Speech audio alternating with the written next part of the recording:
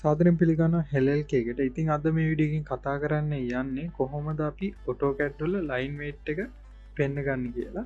ඉතින් ඔයගොල්ලන්ට දැන් බලා ගන්න පුළුවන් මම මේකේ Lineweight දාලා තිබ්බත් මේකේ Lineweight එක පෙන්වන්නේ නැහැ. ඉතින් මේක ක්‍රම තුනකට ඔයගොල්ලන්ට Lineweight එක ගන්න පුළුවන්.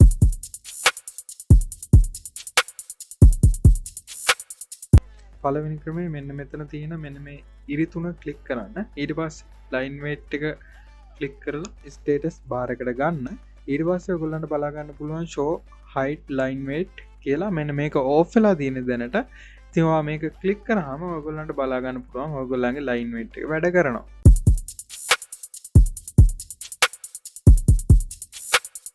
ඉතින් ඔයගොල්ලන්ට තව ක්‍රමයක් තියෙනවා Lineweight එක පෙන්න ගන්න. ඔයගොල්ලන්ට කරන්න තියෙන්නේ ඔයගොල්ලන්ගේ command prompt එකේ Lineweight කියලා type කරන්න. ඊට පස්සේ enter කරන්න. ඊට ඔයගොල්ලන්ට බලා ගන්න පුළුවන් මෙන්න මෙතන display Lineweight කියලා option එකක් තියෙනවා. මේකට tick එක දාලා okay කරගන්න.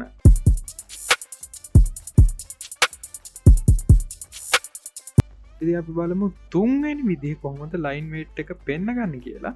ඔයගොල්ලන්ට කරන්න තියෙන්නේ මෙන්න මෙතන AutoCAD logo එක තියෙනවා. ඒක click කරන්න. ඊට පස්සේ option වලට යන්න. ඊට පස්සේ user preferences වලට යන්න. ඊට පස්සේ Lineweight settings වලට යන්න. ඊට පස්සේ ඔයගොල්ලන්ට මෙන්න මෙතනට tick එක දාලා apply and close click කරලා apply click කරලා okay කරන්න. දැන් ඔයගොල්ලන්ට බලා ගන්න පුළුවන් මේකේ Lineweight පෙන්නනවා.